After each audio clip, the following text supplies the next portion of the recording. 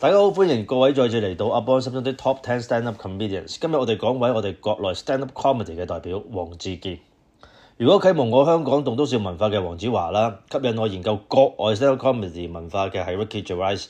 咁第一位令我認識國內脫口秀文化嘅就必定係黃志健。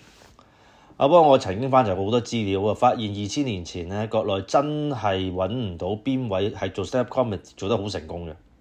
咁當然啦，我哋唔計相聲啦，因為相聲文化喺國內一直都好發達啦。但係 stand-up comedian 又好似真係嗰陣時唔多國有喎。但去到2012年咧，東方衛視可以話係破天荒咁出現咗一個脫口秀節目，呢個就係今晚80後脫口秀。節目主持就係我哋今日介紹嘅黃志健。依家睇翻啦，呢個節目應該係國內公認嘅第一個以 stand-up comedy 模式製作嘅電視節目。依家就等我簡單介紹一下黃志健其人啊。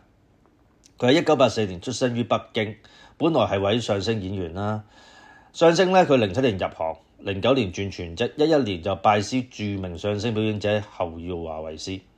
去到2012年，佢就被邀成為咗之前講嘅今晚80後脫口秀嘅主持。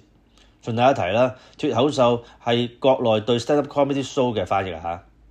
咁呢個叫今晚80後脫口秀嘅脫口秀節目咧，除咗有黃志健作為主持咧，亦招攬咗一批段子手。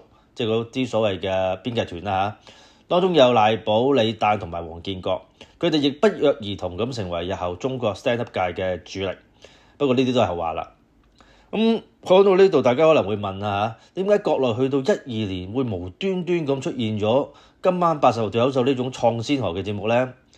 首先咧，而家可能大家啲後生唔信啊，其實國內嘅大型綜合電視節目咧，以製作水平而論咧，好長一段時間都係落後香港嘅。唔講遠，去到90年代尾都係。不過經歷咗90年代嘅唔同經驗嘅累積啊、嘗試啊，國內電視業咧2000年迎嚟咗快速嘅起飛期。咁係點？詳情幫我下集再講。